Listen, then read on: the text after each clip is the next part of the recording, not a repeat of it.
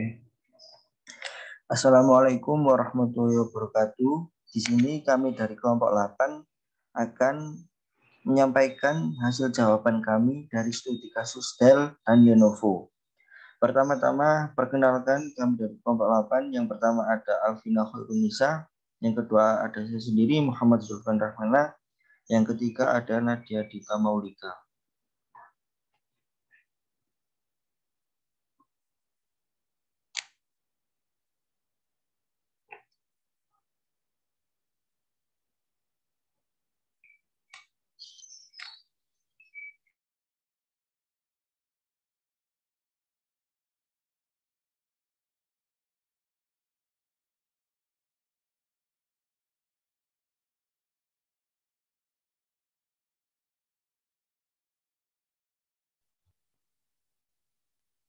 Yang pertama, identify the basic stage in the value chain which are described in this case study.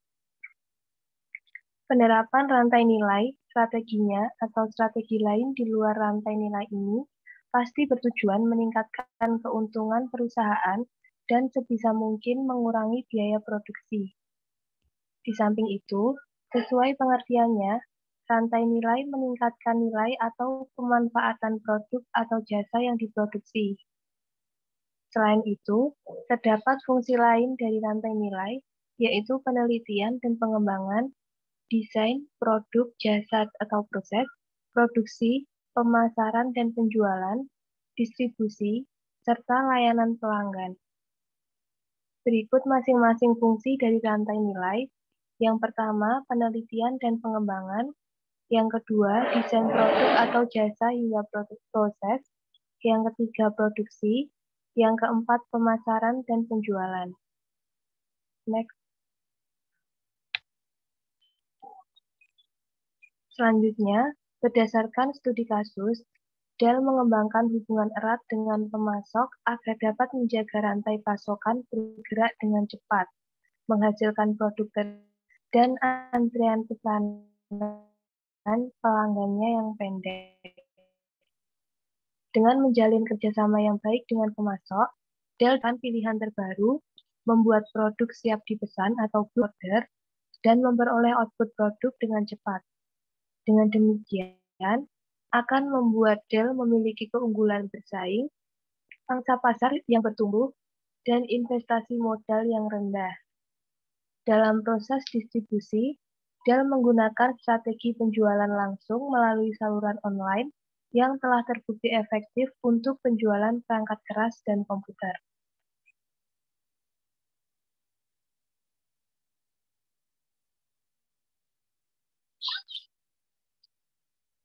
Selanjutnya, tahapan dasar dalam rantai nilai Lenovo mencakup pengadaan bahan baku, produksi di 3 lokasi, Beijing, Shanghai, dan Huyang, distribusi produk, transportasi, pergudangan atau outsourcing, dan pembayaran.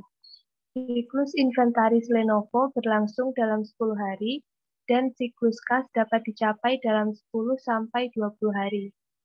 Dalam manajemen pengadaan dan inventaris, Lenovo mengintegrasikan pengadaan, produksi, distribusi, dan logistik ke dalam sistem terpadu dengan lebih dari 300 pemasok. Sedangkan dalam manajemen distribusi, Lenovo menerapkan strategi penjualan langsung.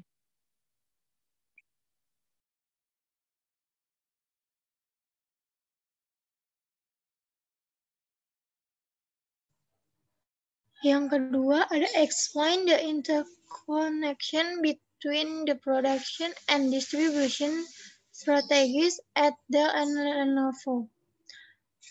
Awalnya Dell menerapkan strategi produk ATO atau Assemble to Order dan juga melakukan strategi distribusi atau penjualan langsung. Strategi produksi ATO dilakukan dengan menjalankan proses produksi komponen untuk menjamin ketersediaannya dalam stok yang disimpan di beberapa lokasi pusat, dan baru melaksanakan perakitan setelah adanya permintaan atau pemesanan sesuai dengan kebutuhan pelanggan. Untuk proses distribusi dan pengiriman dilakukan secara langsung ke pelanggan melalui saluran online. Cara ini telah terbukti efektif untuk penjualan perangkat keras dan komputer. Agar proses produksi dan distribusi berjalan dengan baik, dia menerapkan strategi hibrid dengan menggunakan MTO, MTS, dan juga ATO. Next.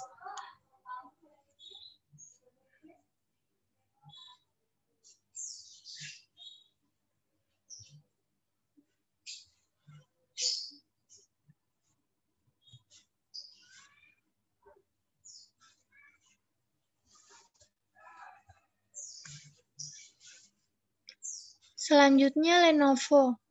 Dalam manajemen produksi dan inventaris, Lenovo menggunakan strategi hibrid make to stock atau MTS dan make to order atau MTO. Dalam proses distribusi, Lenovo menjalin saluran distribusi dengan distributor, agen, distributor kontrak, dan distributor non-kontrak. Lenovo telah menerapkan strategi distribusi yang selektif. Untuk strategi produksi MTO, Lenovo menerapkan strategi pengiriman langsung.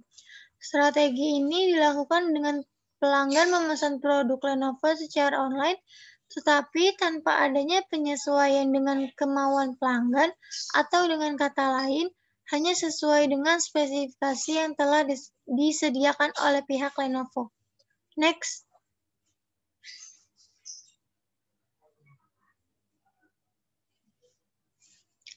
Yang ketiga, compare MTO and MTS strategies. Yang pertama, make to order atau MTO. Make to order adalah sebuah strategi di mana produksi baru dilakukan setelah ada pesanan dari customer. Strategi ini konsumen biasanya bersedia untuk menunggu produsen untuk menyelesaikan produksinya. Keuntungan strategi make to order adalah yang pertama mengurangi waste, yang kedua mengurangi resiko inefisiensi, yang ketiga produk yang bisa custom. Next.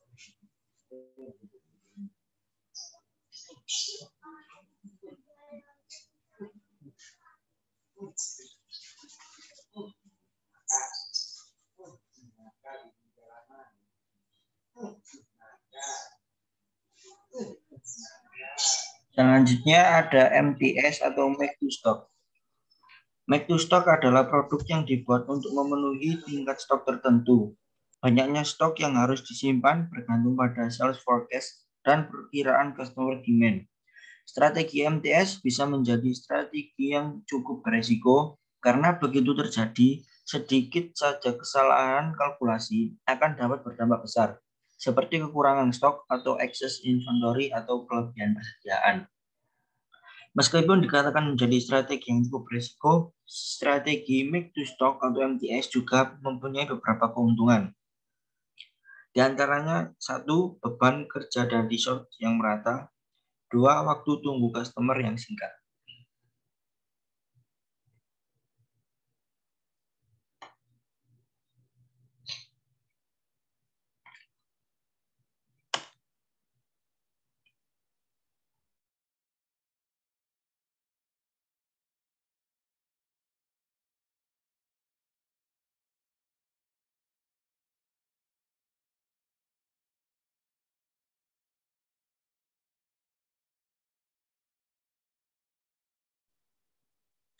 Yang nomor 4, describe the advantage and possible limitation of VMI at Lenovo.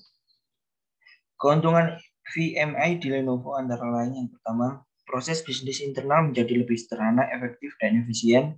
Yang kedua, menempatkan inventaris lebih dekat dengan bagian produksi, meningkatkan elastisitas penawaran, serta merespon perubahan permintaan pasar dengan lebih baik. Yang ketiga, membantu kontrol persediaan. Nomor 4, melalui VMI, Lenovo dapat memantau kemampuan pengiriman pemasok secara online.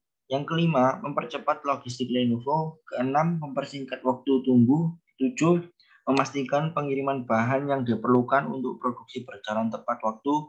Yang ke-8, rantai pasok menjadi lebih pendek. Yang ke-9, menghemat biaya. Yang terakhir, fleksibilitas tinggi.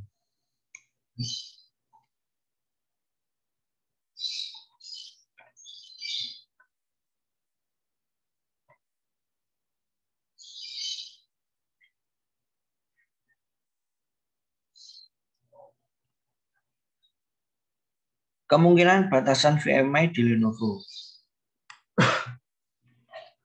Dalam program VMI, masalah yang sering terjadi adalah perubahan permintaan yang tak terduga oleh pelanggan yang ditujukan kepada pemasok.